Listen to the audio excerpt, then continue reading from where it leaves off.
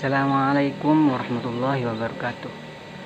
Saya Muhammad Al-Alaikam, mahasiswa Universitas Nurul Jadid, jurusan Manajemen Pendidikan Islam semester 3, akan mempresentasikan tugas dari mata kuliah Manajemen Pancasila yang dipangku oleh Dr. Badrul Mudarris MPD. Baik, teman-teman sekalian atau yang menyimak video ini, saya akan mempresentasikan tentang etika Pancasila. Sebelum kita beranjak ke pembahasan etika Pancasila, alangkah lebih baiknya terlebih dahulu kita memahami apa etika itu terlebih dahulu. Karena pasalnya beberapa orang itu ada yang salah paham mengenai apa itu etika, moral, dan juga etiket. Secara bahasa, etika itu diambil dari bahasa Yunani, yakni ethos, yang artinya kebiasaan, adat, watak, padang rumput, dan lain sebagainya ya. Itu secara bahasa, secara bahasa. Kemudian secara etimologis, etika itu berarti kan tentang segala sesuatu yang biasa dilakukan atau akan membahas tentang habit seseorang. Nah, itu etika.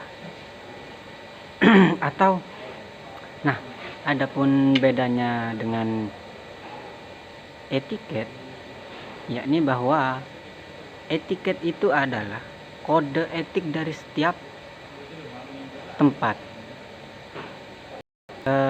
Adapun etika yang menilai atau suatu kajian yang menjadi menilai suatu kajian yang menilai. Contoh seperti ini. Apakah saya sudah makan? Itu perihal moral.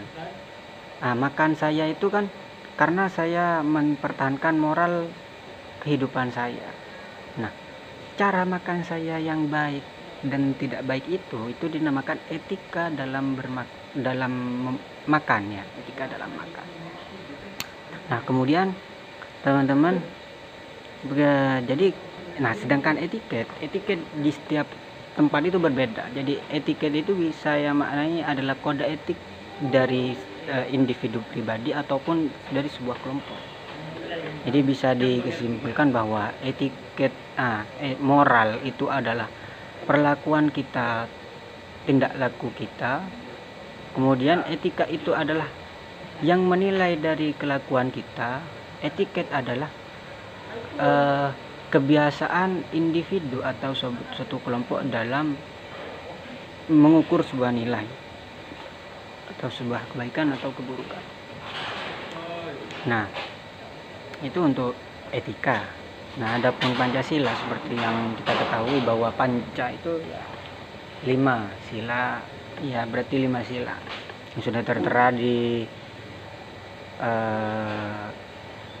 lambang Garuda.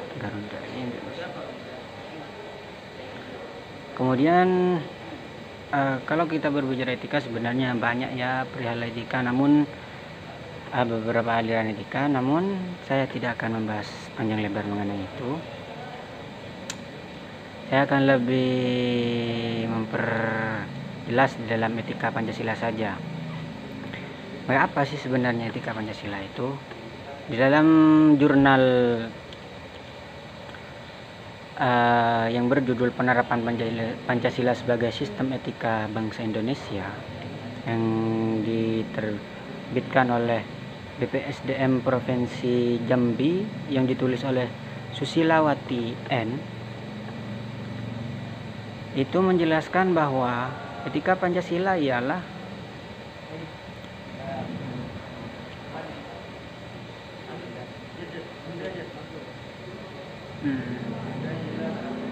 cabang suatu pemikiran yang filsafat yang dijabarkan dari sila-sila Pancasila untuk mengatur perilaku kehidupan. Nah, maka baik berkehidupan secara bermasyarakat, berbangsa maupun bernegara, itu etika Pancasila. Nah, makanya di dalam etika Pancasila itu terdapat 5 nilai etika, yaitu etika ketuhanan, etika kemanusiaan, etika persatuan, etika kerakyatan, dan juga terakhir itu etika keadilan. Adapun 5 sila tersebut itu yang dimaksudkan yang pertama di dalam sila ketuhanan ialah bagaimana kita mengatur spiritualitas yang ada di dalam diri kita, dalam artian hablum minallah, atau kita bisa bahasakan sebagai pendekatan diri terhadap Sang Pencipta, ketaatan sebagai seorang hamba bisa juga. Kemudian sila yang kedua, sila kemanusiaan, itu mengandung arti humanus, yang artinya memanusiakan manusia, menjadikan manusia seutuhnya manusia, baik itu dalam segi pergaulan, tingkah laku, dan lain sebagainya. Adapun sila persatuan itu mengandung arti mitsen atau kebersamaannya, cinta tanah air, rasa solidaritas, dan lain sebagainya.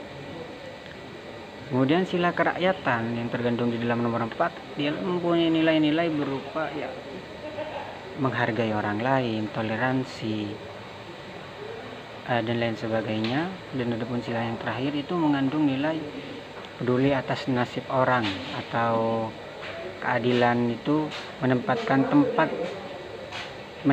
sesuatu sesuai dengan tempatnya. Nah, seperti itu. Nah, adapun beberapa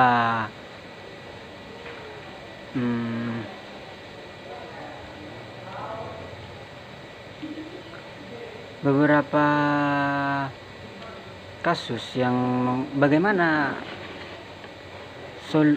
Pancasila ini sebagai solusi dari problem bangsa.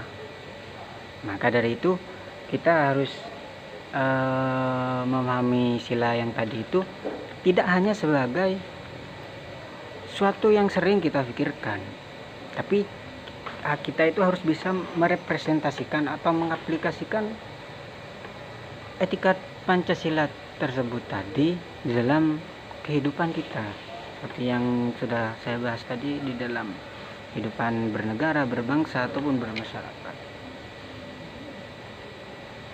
Nah, sebenarnya di sini itu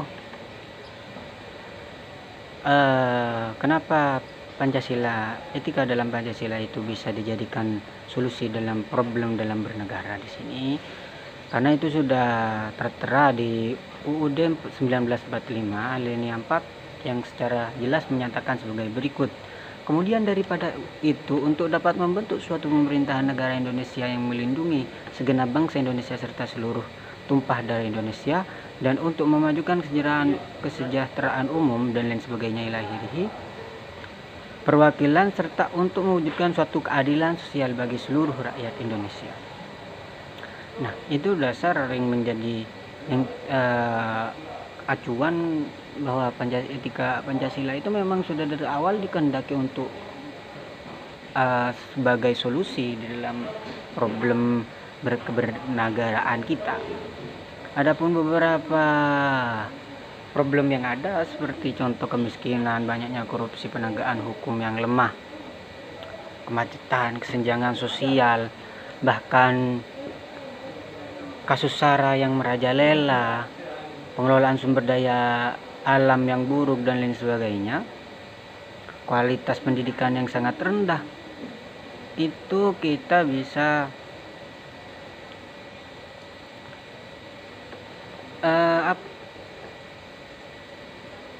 minimal kita bisa meminimalisir hal itu dengan cara menggunakan strategi pemahaman dan Pancasila dalam mengatasi problem-problem tadi. Seperti sila pertama, bagaimana kita beragama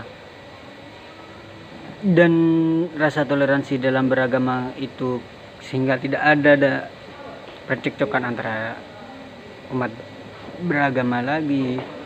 Kemudian di sila yang kedua yang menyatakan kemanusiaan yang adil dan beradab itu mengandung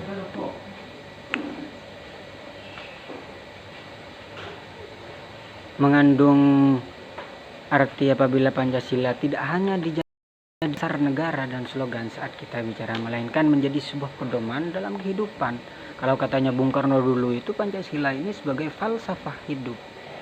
Dalam artian falsafah hidup itu adalah pegangan hidup yang kita bisa ambil di sana untuk menjalankan kehidupan kita. Tentu dengan diiringi dengan doa ya terhadap Sang Pencipta, karena ya harus imbang juga. Dalam sila ketiga itu sudah tertera persatuan Indonesia. Bagaimana semua begitu banyaknya suku, adat istiadat yang ada di Indonesia itu harus menjaga kesatuan dan tidak boleh melarang adat dari masyarakat ini selama adat itu merupakan adat yang baik, adat yang tidak merugikan orang lain, atau ya seperti itu.